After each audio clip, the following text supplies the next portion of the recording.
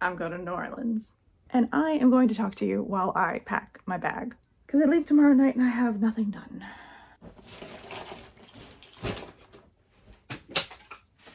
Alright, the main concern I have when traveling, and you know, my main thing being reading or like listening to audiobooks while I'm playing video games. What do I bring? When I went to Tennessee for my friend's wedding, I brought exclusively digital books, I think, and that worked out really well because all I had to worry about was my reader. This time, I think I am going to bring one physical book because we're actually going to be driving, just as like a just in case for whatever. I mean, my book's probably last a very long time, so like I have a feeling I won't need to worry about it, but just in case, I want a physical book to take with me this time. The question is, what do I bring? I want it to be a mass market paperback, so I was thinking maybe it would be time to start The Eye of the World, or I could do my March challenge, which I still haven't done, and I am going to be behind on because I'm not coming back until the end of March. Sing the Four Quarters. I have other mass market paperbacks I could also bring, like any of the romance. I have so many romances. I'm not going to bring a Brandy Sandy. I don't have the brain power for Brandy Sandy right now. I could bring a classic. I'm not going to bring a classic. I don't have the brain. If I don't have the brain power for Brandy Sandy, I do not have the brain power for a classic, so I'm not going to do that. Is this going to require too much brain power? It is a high fantasy, and Sanderson did finish this series, so is this going to be too similar to Brandon Sanderson? I really want to start this series though. So I did want to start this soon because I started playing, and I've been playing it for a little while, but I didn't really make the connection, a Wabbajack mod pack for Skyrim called Tuxborn. And there's a mod in there with characters who I have recently found out, because before I was just like, oh, okay, they're just OCs, whatever. Apparently there is like a storyline to them, and it's from the Wheel of Time series. Like one of the characters from this mod is actually a character in the Wheel of Time series, and I feel like I'm missing context. Could I watch the TV show? Yeah, but I don't like watching things before I read. No, I don't like watching things if I haven't read the source material first, if I can help it. So I want to start into this, and I feel like this is a great time to do it because I'm just going to be stuck for hours either playing video games or reading. So this feels like I should go this direction. But also I'm so mentally burned out, I don't know.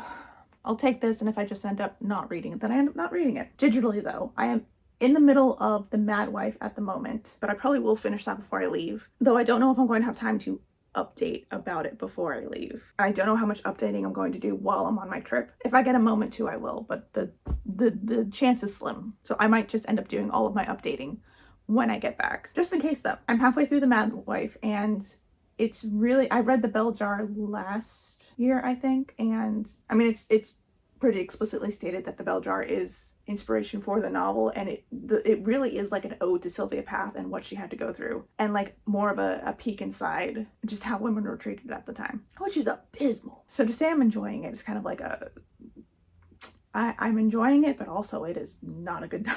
But I probably will end up finishing that before I leave, because I think I've got, it's like 300 and something pages, and I probably have less than half to go actually. What I currently have digitally is that I could get to.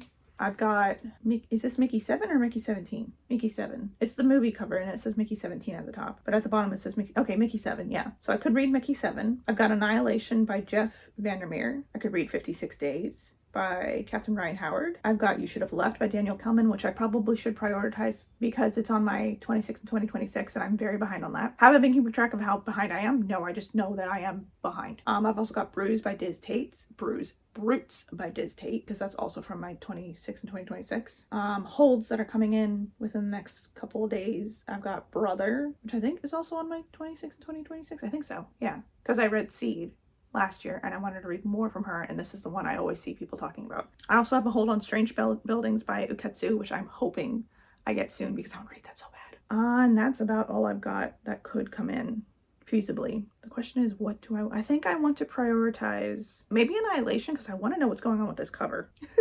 My digital copy of The Eye of the World just came in while I was doing this. Oh no, that's the audio. I put a hold on the audiobook by accident.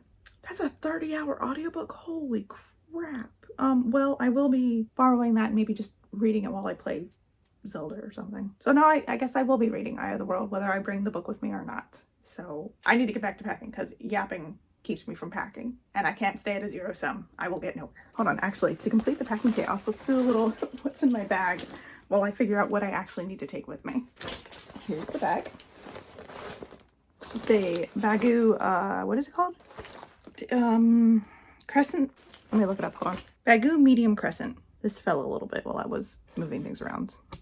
We've got my Gengar that I got when I was, what were we doing? What is the American term? Because I don't know why the English term sticks with me. It's not a hen do. That's the English way of saying it. What is the bride version of the American version of what the brides do before the wedding? Because like the guy thing is the stag party or whatever. Bachelorette party? Yeah. Oh, just called a bachelorette party. Wait, hen do is so much cuter though. Got this while we were shopping for that. And then on this one I've got a Skyrim keychain, naturally. An Animal Crossing keychain. We've got Celeste, naturally. And then my Plath. What are these called? But he goes with me everywhere. And then pins. We've got a Life is Strange pin. A Defend Your Local Library pin.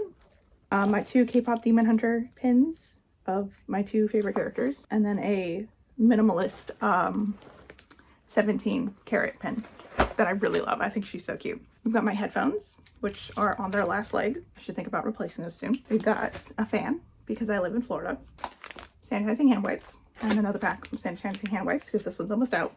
I got a glasses case for my Palma. And it's a little tight of a fit, but it works, and I couldn't pass up the cute cats. Like, I couldn't. We've got a pen, a paint sample thingy that I use as a bookmark, an emergency bookmark, medicine, Advil, Excedrin, Pepto, and I don't know what's supposed to, this one's empty. I don't know what's supposed to go in there.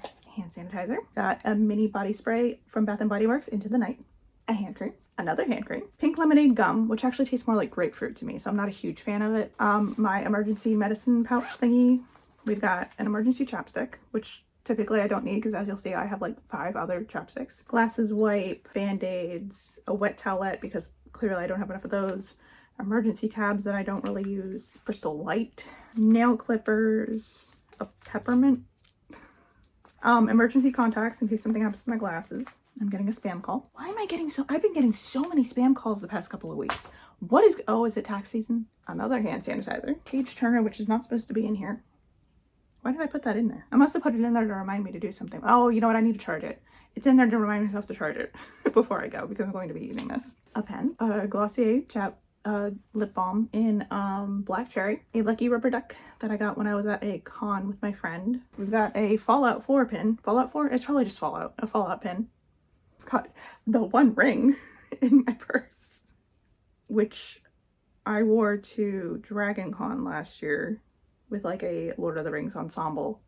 I wasn't Frodo or Bilbo or anything. I was just like in a Lord of the Rings fit. And I put it in my purse afterwards so I wouldn't lose it. And then when I switch purses, I kind of just dump everything into the next purse without really looking at it. So the one ring has been with me this entire time. My wallet. I need to get a new one. One chapstick. Oh, this is not chapstick. This is black. What is it? Black honey, which is probably my favorite lip color. And then we've got cranberry spritz, Burt's Bees. Oh, this is just regular honey. 2 more chapsticks. I think this one is cherry pistachio and this one is Nordic mint, watermelon slushy, and then a lip oil from Burt's Bees, which is Plum Twilight. I really like these dark colors. Anyway, that's what's in my bag. You're not going to see what's in my luggage. Sorry.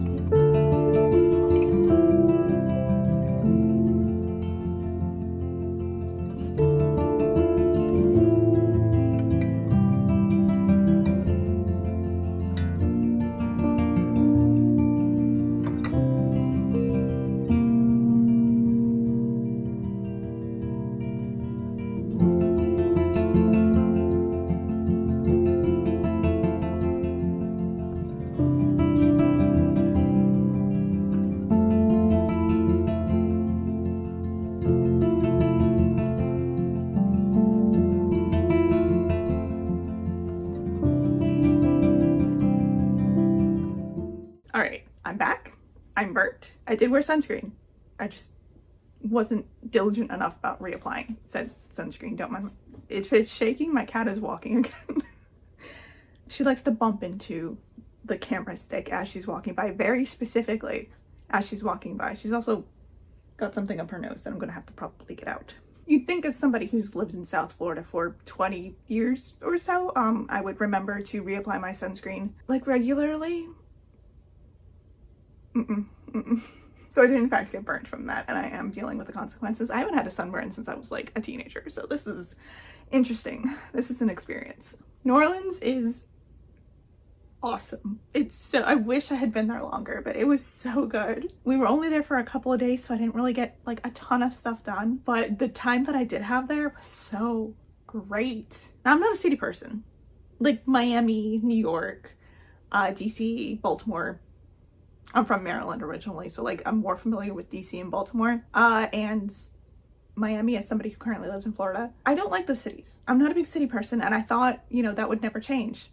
New Orleans is different, and I had such a good time there. First, I'll talk about the books I read while I do my laundry, because I have to put my laundry away. I've been putting it off. And then I'll talk about the actual trip some more, and the things I got while I was there, because I did get a few things. So the first book I read and finished while I was in New Orleans was The Mad Wife, which was one of the books that I had on my 26 and 2026. And in it, you're following a 1950s? 1960s? Was it 1950s or 1960s? 1950s. Okay. So in it, you're following a 1950s housewife named Lulu. And while it is her story and about her life as a housewife in the 1950s and dealing with what's expected of her and just the general lifestyle that they had to go through at the time, it's also like a glimpse into the fact you start off with her and like a list of things. Apparently there was like a list of things you were supposed to do like on a daily basis, and then throughout the week how you would get these things done. Her and like everybody in the all the other wives in the neighborhood follow this list, and she's not great at following it, but she tries. It drives me nuts. I love a list.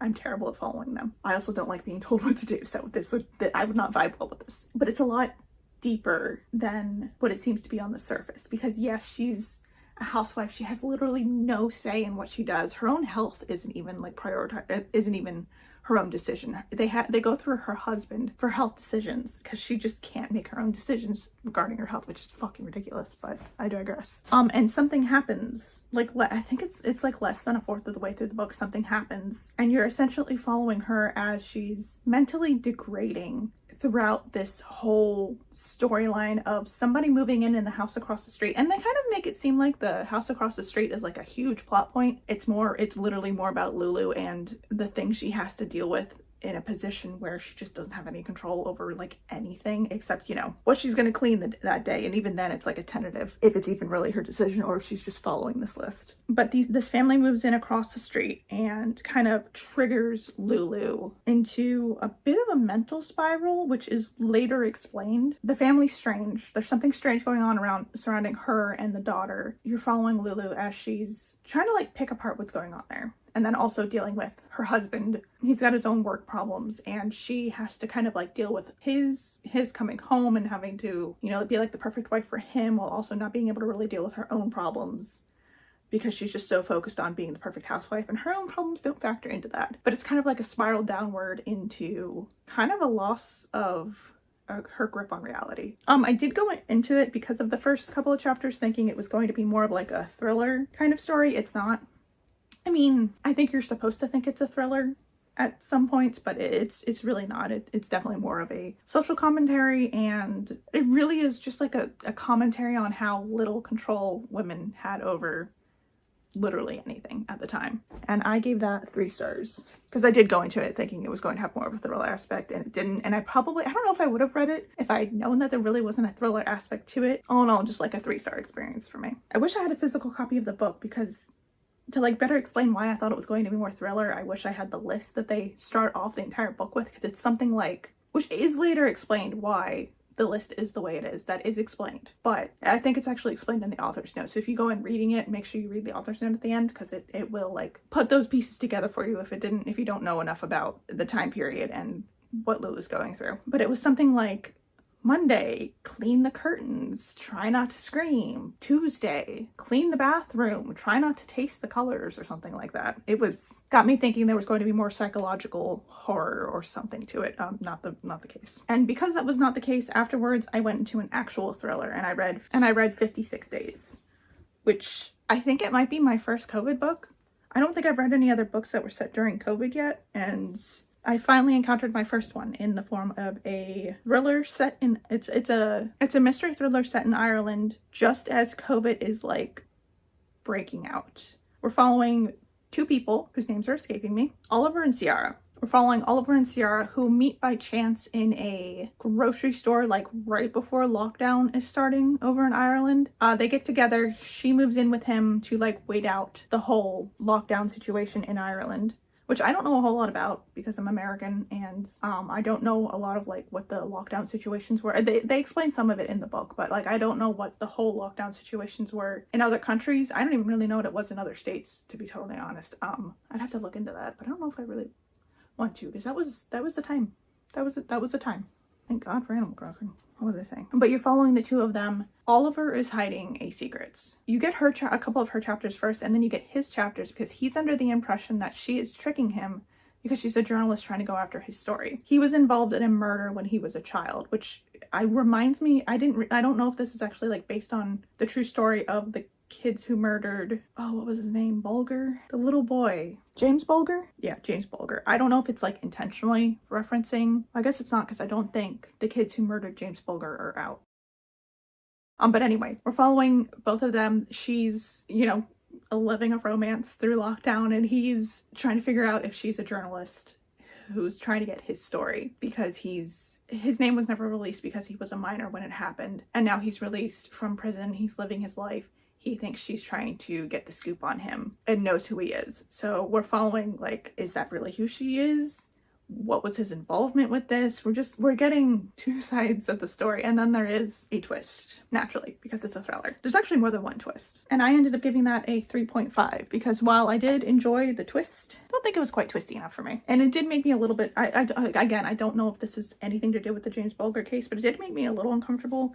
I don't particularly like reading books that have to do with real life cases, unless they're old. Like, this is an old case from like the 90s, I think it was the 90s, so it is an older case, but I do tend to feel uncomfortable with fiction that is written about crimes that are not like 100 years old. There was one twist that it wasn't like a twist, but it was kind of like mentioned by the police officers. There's also a point of view from the police officers who are trying to figure out, oh my, I completely forgot this whole like a plot point. The whole reason they're trying to figure out what's going on is because they get into the apartment where these two were living like 56 days later, and there's a dead body and they don't know who it is.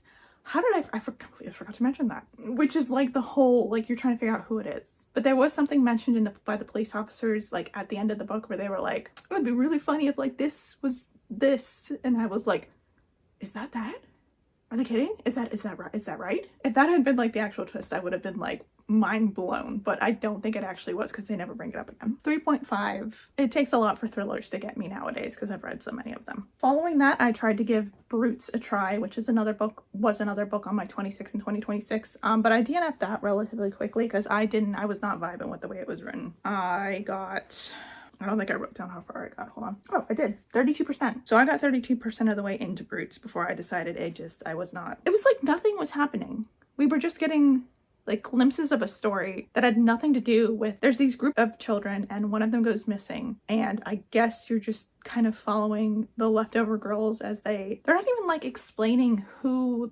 exactly the girl was. She was a pastor's daughter, who was like rebelling and went missing, but it was just like very confusingly written and very flowery, and I was not having a good time, so DNF'd that relatively quickly and moved on to You Should Have Left, which I also did not like. I gave You Should Have Left 1 star. That had more to do with the character himself, and also like the way that the situation was treated. I also wasn't a huge fan of that. His interactions with his daughter and his wife didn't like it. Didn't like the way we handled the whole situation with the wife. Didn't like how we handled the situation with the daughter. The daughter was crying like every 5 minutes too, which we get it. She's crying. And You Should Have Left, we're following a man, his wife, and his daughter while they are staying away in a kind of creepy. It's like a house cabin kind of deal in the middle of nowhere. He is a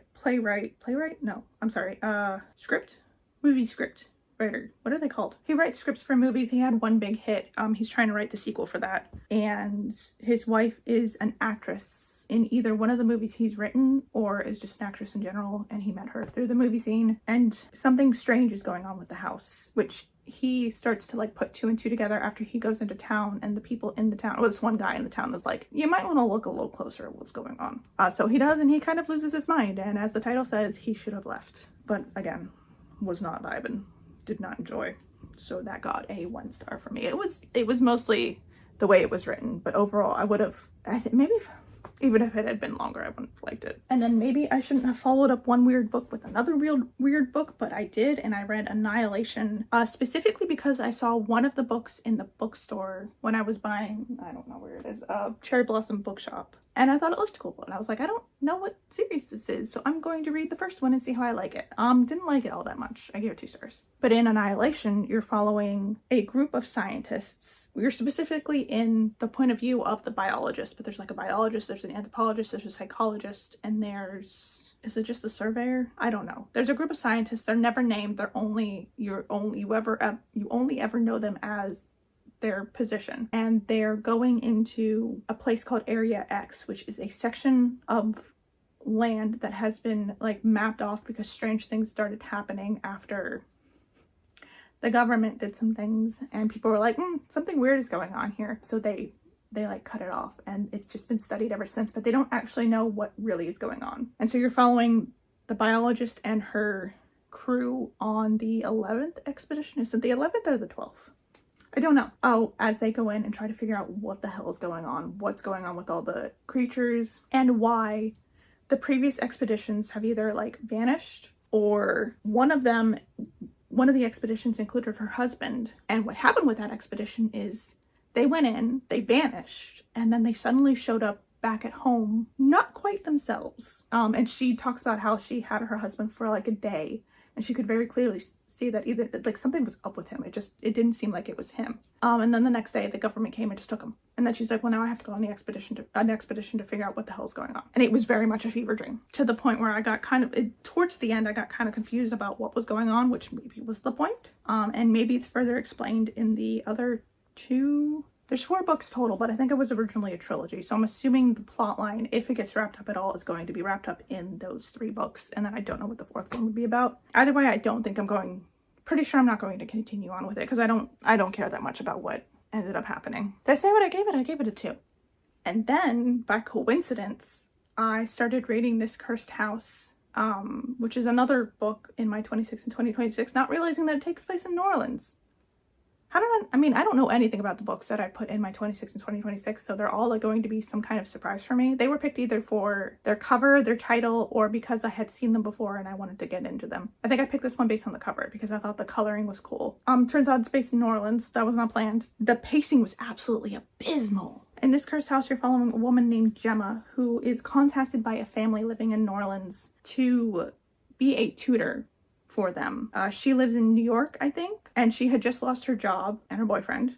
Her boyfriend fucking sucks. Fuck that guy. He was cheating on her, got a woman pregnant. She like broke a cue. What is she? She like broke something on his back at the club when she found out. What are those things? What are the things you play pool with?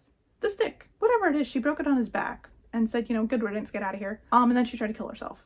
And because of that, she lost her job as a teacher. I think she put out like a flyer or, something that said like, hey, I'm a tutor. Can you hire me? This family contacts her and says, hey, we need you to come work for us. Will you come all the way down to New Orleans? We'll pay you a lot of money. And her, in a desperate situation, is like, yes. Only to find out that they never actually mentioned anything about tutoring when they hired her. And then she can see ghosts. So when she arrives on the property, not only does she notice this family is a little strange, there's a lot of ghosts on the property and she can see them. So while she's navigating that, she has to deal with this whole wacky family's existence, which she gets very deeply involved in. When I say the pacing was bad, I mean this was some horrible pacing. And then for a good reason, we don't really get to see a whole lot of New Orleans or like anything except this house. But I wanted a little bit more. She does go out into town at some point, and we don't really get a lot about that. And I wanted to see more of New Orleans. I really had a good time. And when I found out this took place in New Orleans, I was like, yay, I get to hear more about, you know, like the food and the culture, and the buildings are gorgeous. No, didn't get any of that. Maybe got a little bit about the food, but not really. And I mean, the food is spectacular, so we should have heard more about the food. And I think if it had just gotten better editing and had somebody in there to like finagle the way that things were revealed to us a little bit better, I think it could have gone a lot better. It would be like you'd have slow points, and then you'd have a reveal about something, and then we'd go back to the slow points. It almost felt like Gemma was just coasting along and taking us with her, and not really like something would happen, a twist would happen, and she'd like reiterate it, and then we'd move on. And it would, I mean, some things would be brought up again later, but it was just like, I don't know. The writing was fine. I didn't read as much of The Eye of the World as I wanted to, because a lot of my reading was done at night, and I had to read on my reader for that because I didn't have a light with me. So I think I got, I think I'm in the middle of chapter 5 in The Eye of the World, which is not very far in. I think I'm maybe barely, I don't think I'm even at 100 pages. It's probably closer to 80. But I haven't finished that, and I am going to keep vlogging through this until I finish that. So this vlog is not over. I just wanted to like jump in, give an update on everything I did read, and then an update on New Orleans, and then we'll continue on with Eye of the World until I'm done. And I might do the situation like I did with the Count of Monte Cristo, where I'm just reading like 100 pages a day until I finish it. I'm enjoying it so far. It's a very slow, dense fantasy, because you enter the book and you're following a character and his father, Rand and Tam, coming back into their village, and there's going to be like a festival going on. But we drone on about this festival for like 4 chapters, which is usually like 40 pages. So really into this festival. But there's also a mysterious woman and man coming in, and they start like a conversation that they're looking for the dragon, which is like a reincarnated person who has something to do with like the Dark One. I'm not gonna lie, after I finish this, I might need a little bit of a recap. I do plan on watching the show once I've caught up with maybe like 4 or 5 books, because I don't know what the show spans. I don't think I'm going to read all 14 books. We'll see. Don't know if I'm going to do that. I might need to look up like a little bit of a recap to better understand the magic system, because I'm a little confused. Not gonna lie. I'm a little confused so far. I'm just going to have to accept the fact that I'm not going to understand everything right away, and might have to go back and like look some things up. I'm not gonna drone on about my whole trip, but I had such a good time. I went with my parents, and they do not like to fly. I am alone in my love of flying, which I got from my grandfather. So we drove up there, which is pretty standard because we used to drive up to Maryland like regularly in the early 2010s for various reasons. So we're used to that kind of drive. But we drove up there. The weather was great. The architecture was gorgeous. We did get in on a Saturday. I think, yeah, it was a Saturday. So when we went into like that main strip of street, it was so loud. I don't think I have any footage of that, but it was so loud. And just everybody was out. They were having a good time. There were lights everywhere. We checked into our hotel, got something to eat, went to sleep. We were exhausted. And we only had 2 other days there. And then we went to Orlando for a little while. We went to a couple of different coffee places, a couple of different restaurants. But I think it's the first time I've had crawfish. I may have had crawfish before, but it did not stick with me like it did this time. I'm a big seafood person. I can't have shrimp like I used to because I've developed some kind of allergy to the shell, which sometimes if the shrimp isn't cooked enough, I can't have shrimp. So I tend to avoid shrimp. Crawfish, I like more than shrimp. I think it's my favorite seafood. Like I could not get enough crawfish while I was there. It was so good.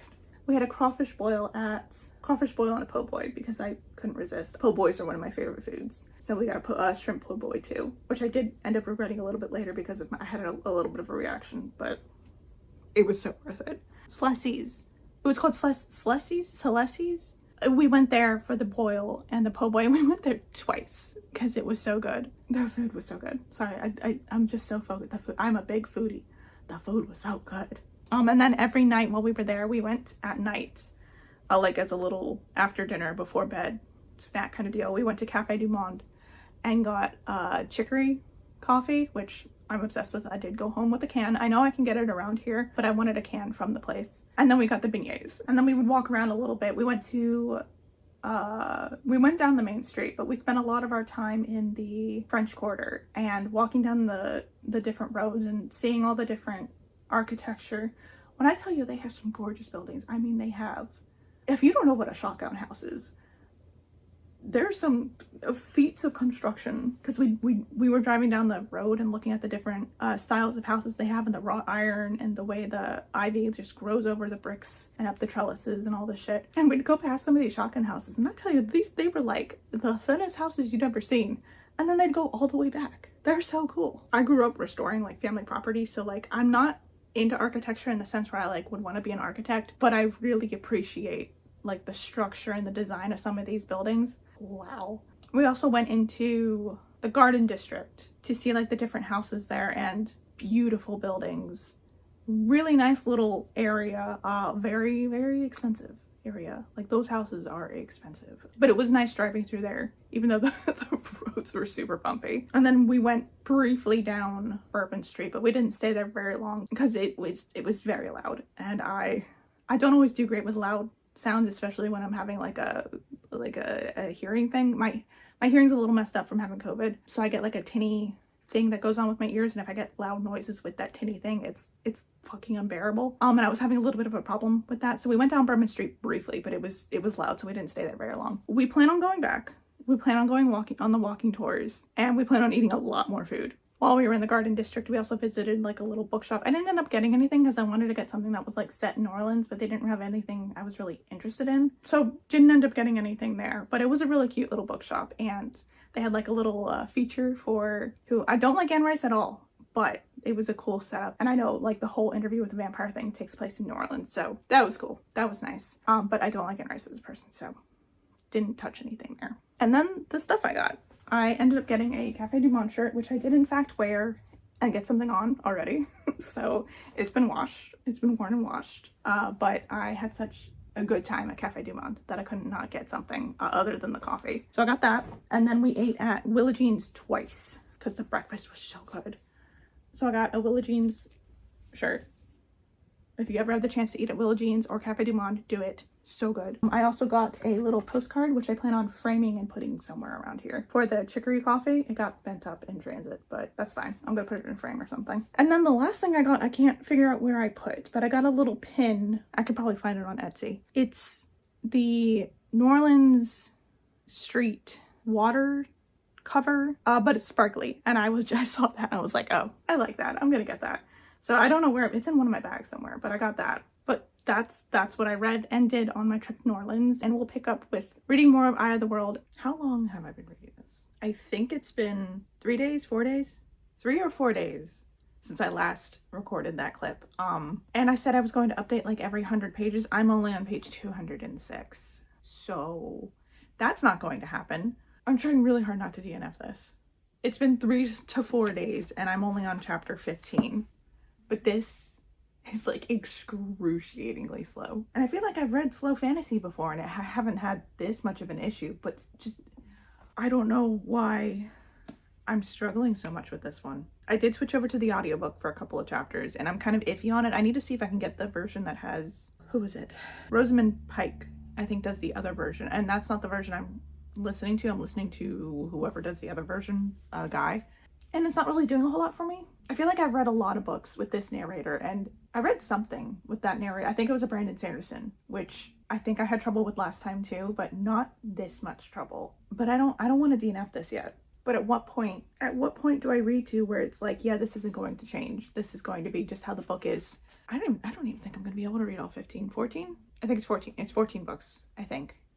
It wouldn't say in here. There's no way I'm going to be able to read 14 books of this. But I still kind of want to get through the first one just so I can get an idea of what I'm officially like going to be giving up on. So I don't really want to DNF this. I don't even want to like soft DNF it. 200 pages in, and it really just is like the pacing and almost like the sentence structure of Robert Jordan's writing style that is getting to me, because it's so insanely slow. It took us, was it 5 chapters for the event that they had been talking about since the first chapter to actually happen. And then things like really did kick off. I think it was like the 4th or 5th chapter. Whatever chapter I was talking about last time, the end of that chapter is where things like kicked off. But then it started to slow down again. And I think like at the moment, they just finished like taking baths. They're somewhere, they're in like a little town. It's the first time our main like hero characters are leaving their town and getting to see another town, and they're taking a bath, and that's just like, they're just talking a lot.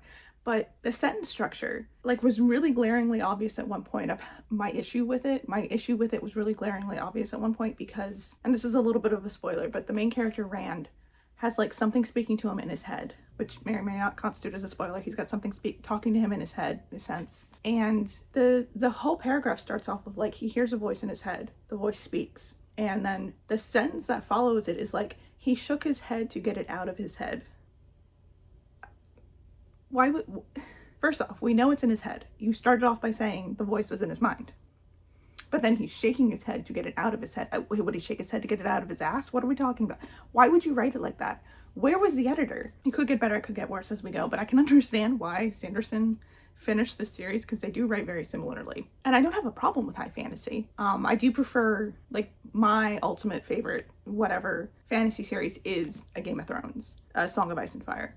That is like the pinnacle of, I could read this forever and ever and just keep going.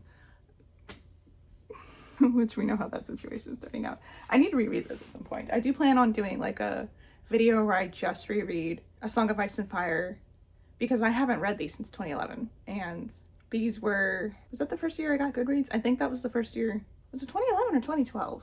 It was like that era where I first got Goodreads and then I read like all of these in one summer because I picked the first one up while I was on a road trip up to Virginia and then just blasted through them after that. And then I'll tell that whole story when I get to rereading those because I will be doing that and I will be vlogging it. Where was I going with this? But like that is like my ultimate fantasy series.